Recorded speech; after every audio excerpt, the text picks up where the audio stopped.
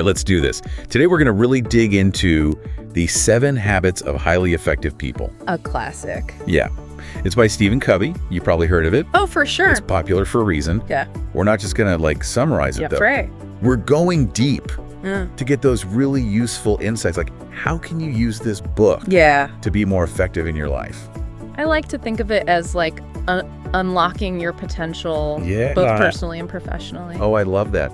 So before we get into the habits themselves, Covey talks about this idea of paradigms. Have you ever seen that optical illusion? Where it's like an old woman, but it's also a young woman. Oh, yeah, absolutely. It's a great example, actually, Right. of how our paradigms, our mental models, can really shape what we see. Exactly. And to be effective, we might need to shift those paradigms. For sure. So with that in mind, let's jump into the first habit. Be proactive. Okay. What really stood out to you about this habit? Well, it's really about, not just reacting to things, but being responsible for your own life, He talks about this idea of the circle of concern versus the circle of influence. So there are things we worry about, right? Like the economy or the weather. But we actually have more control over things in our circle of influence, like our choices and our actions. Oh, that's so true. It's so easy to get caught up in stuff you can't control. But proactive people, they focus their energy on what they can influence. Exactly. And I think that's where that personal responsibility comes in. Absolutely. And Covey tells this amazing story about Viktor Frankl. Oh, yeah. He survived the Nazi concentration camps. Right. And even in that situation, he realized he still had the freedom to choose how he was going to respond. That's so powerful. So even in really difficult situations, you still have the power to choose how you react. Exactly. It's not about ignoring the challenge. It's just acknowledging that we have more agency than we think.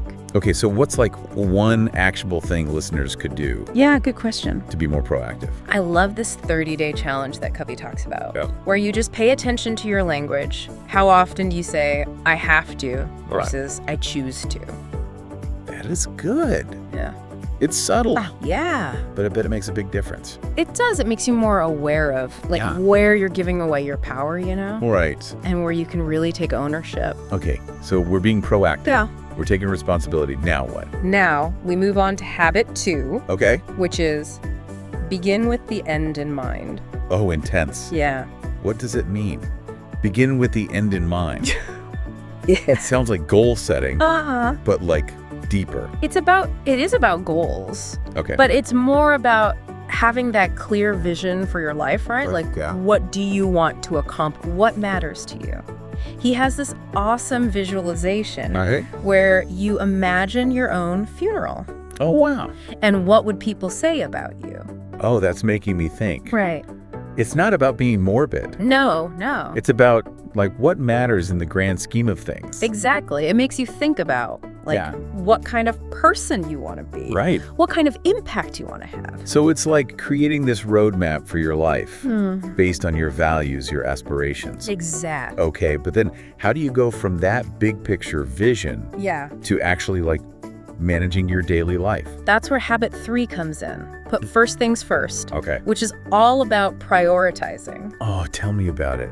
There's so much stuff. I know, right? That needs your attention. How do you even figure out what to focus on? Well, he introduces this great tool called the Time Management Matrix, which basically helps you categorize your tasks based on how urgent they are and how important they are. Okay, walk me through this matrix. Okay, so there are 4 quadrants. Okay. So you have the urgent and important quadrant, which are things like deadlines, crises. Right, that's usually what takes over my day. Exactly. But then you have this other quadrant for things that are important, but not urgent. Okay. So things like planning, building relationships, personal development. That's where I struggle. I think we all do. It's easy to let the urgent stuff crowd out the important stuff. It is, but Covey argues that living in that quadrant, focusing on the important but not urgent, is key to an effective life. He even tells the story about a father who watched a movie with his daughter that he didn't even like because it was important to her. Oh, that's a good point. And it highlights how sometimes saying no to good things Right. Create space for the best things. It's about making those conscious choices. It is. It's your time and energy. Exactly. It's moving from reactive to proactive. Okay, so we're being proactive, we're prioritizing. Yeah. Is there more? Oh, there's so much more. Okay. I think our listeners need a minute to catch their breath. Yeah, probably. This deep dive is just getting started. Right. We'll be back to explore the power of collaboration and communication in part 2. Can't wait. Welcome back to our deep dive. We just finished exploring those foundational habits, being proactive and beginning with the end in mind. Right. Now things get even more interesting as we get into interdependence. Interdependence. Okay, so we're talking about how we interact with other people. Exactly. Habits 4, 5, and 6 Okay. are all about effective relationships and collaboration. So moving from independence to interdependence, we can achieve more together. Totally. Okay. So where do we start with that? Habit 4, think win-win. Okay. This one is all about shifting from a scarcity mindset to an abundance mentality. Let's break that down. Scarcity versus abundance. What's the difference? So scarcity is like thinking there's only so much to go around, Right. so if somebody else wins, you lose. Right. It's very competitive. Okay. It's like there's not enough for everyone. Oh, I see. Yeah. Right. Like opportunities, recognition, like those kinds of things. Exactly. But an abundance mentality is like there's enough success for everyone. Oh, okay. It's about seeking those mutually beneficial solutions. Yeah, I see. Where everybody feels like they gained something. So instead of it being like a zero-sum game, Right. it's like we can both win. Exactly. We can make the pie bigger, so to speak. Precisely. Covey talks about a company that implemented a win-win program, and it led to incredible employee growth and company success. It's like a rising tide lifts all boats, that kind of thing. Yes, and it all starts with that belief that, collaboration can lead to a better outcome for everyone. Okay, so how do you actually put this win-win thinking into practice? That's a good question. Especially when you might be dealing with people who are stuck in that scarcity mindset. Exactly. And that's where habit 5 comes in. Okay. Seek first to understand, then to be understood. Ooh. This is all about empathic listening. Empathic listening, okay. Yeah. That sounds like something I need to work on. I think we all could. It's about, going beyond just hearing the words. Right. But really understanding the other person's perspective. So like seeing the world through their eyes. Exactly. Even if you don't agree with them. Yes. It's about putting your own agenda aside. Okay. And really trying to understand their feelings, their needs, what motivates them. Okay. That sounds like it takes a lot of patience and focus. It does. And Covey talks about all these different levels of listening, like ignoring, pretending to listen. Yeah, been there. Selective listening. And then there's attentive listening. Okay. Where you're focused on the words. Okay. But not necessarily the meaning. Right. But empathic listening is that highest level. Okay. Where you're listening with your ears, but also your heart. So not just waiting for your turn to talk. Right. You're really trying to get what they're feeling. And when you can do that, it builds that trust and connection. And then it opens the door for you to share your perspective too. That sounds like a powerful communication tool. It is. Not just in personal relationships, but professional ones too. Absolutely.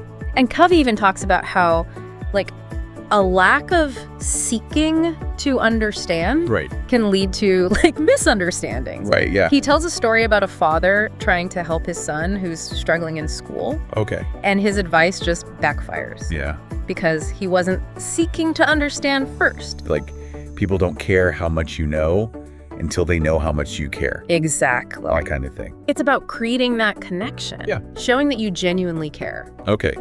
This is making a lot of sense. Yeah. So we're thinking win-win. Yeah. We're seeking to understand. Now what? That brings us to habit 6, synergize. Okay. This is where the magic happens, when you combine that empathic listening with a win-win mindset. Synergy, I feel like I hear that word a lot. Right. But what does it actually mean? PI defines it as achieving a result. Okay. That's greater than the sum of its parts. I see. It's like recognizing that collaboration when done right, yeah, can lead to something truly innovative and extraordinary. So it's not just like cooperation. No. It's like this creative collaboration. Exactly. That sparks new solutions. And synergy thrives in an environment where people feel safe to share ideas, where differences are valued, and where there's this shared purpose. That makes me think of like those really good brainstorming sessions, right, where everyone's just bouncing ideas. Yeah. And then suddenly a solution appears that nobody would have thought of on their own. Exactly. That's the power of synergy. It is. And Covey gives this example of a classroom that was totally transformed when the professor loosened his control and allowed for more collaboration. I see. And it unlocked all this creativity and ownership over the learning process. So it's like recognizing that those different perspectives actually make the outcome better. Absolutely. Synergy is not about conformity. Right. It's about celebrating the unique contributions of each individual. It sounds like it takes a lot of trust and respect within the group. For sure. You need to create that safe space where people feel comfortable to share. Okay. So much fascinating stuff. Right. We're being proactive. We're beginning with the end in mind. We're putting first things first. Yeah. We're thinking win-win, seeking to understand, and we're synergizing. Anything else? There's one more habit. Okay. And it's the one that sustains all the others. Ooh. Okay. Ready for habit 7. On the edge of my seat. What is it? Habit 7 is all about self-renewal. Sharpen the saw. Ooh, sharpen the saw. Okay. Yeah. Tell me more. Okay, we're back. And we're finally on habit 7, sharpen the saw. Yes. I am so curious about this one. It sounds like self-care, but I bet it's deeper than just like bubble baths. You're right. It is deeper. It's about recognizing that like we're our own best asset. Okay. And we need to invest in ourselves physically, mentally, emotionally, spiritually. So it's holistic, taking care of like all parts of yourself. Exactly. He uses this analogy of a lumberjack who's so busy sawing down trees that he doesn't take time to sharpen his saw. Right. And eventually the saw gets dull. Ouch, I feel that. And the work gets harder. Yeah, we've all been there. Just pushing yourself, no breaks. And that's what happens when we neglect ourselves. We're less effective, less energized. And we can't really give our best. So what does sharpening the saw actually look like in real life? Like what can people do to take care of themselves in all these dimensions? Well, let's start with physical. It's about taking care of your body, right? Right. Exercise, healthy eating, enough sleep. It's the basics. But like sometimes the basics are the hardest. They really are. But small changes make a big difference. Okay. Like maybe taking a walk a few times a week. Yeah. Or adding more fruits and veggies. Or having a regular sleep schedule. Okay, so what about the spiritual dimension? So that's about connecting with your values. Okay. Finding meaning and purpose. Okay. Maybe that's meditation for you. Spending time in nature. Yeah. Whatever aligns with your beliefs. So nurturing that inner peace. Exactly. And purpose, however that looks for you. Exactly. And then there's mental, which is keeping your mind sharp. You know, maybe reading, learning new skills. Right, like always learning. Exactly. And then social emotional is about strong relationships. Okay. And contributing to your community. Like feeling connected. Yes. It's about those relationships that matter most to you. Family, friends, colleagues. Yeah. And finding ways to make a difference in the world. Okay, so it really is this holistic approach to self-care. They're all connected. They are. Yeah. And the benefits add up over time. Yeah. Those little investments in yourself make a big difference. It's like compound interest. Those little actions add up to big results. Exactly. And what I love about this habit is it reminds us that taking care of yourself is not selfish. Right. It's actually essential to being your best and giving back to the world. Wow. We have covered so much in this deep dive into the 7 habits. We have. It's amazing how these simple principles can be so life-changing when you actually use them. It's not about doing everything perfectly. It's about taking it one step at a time.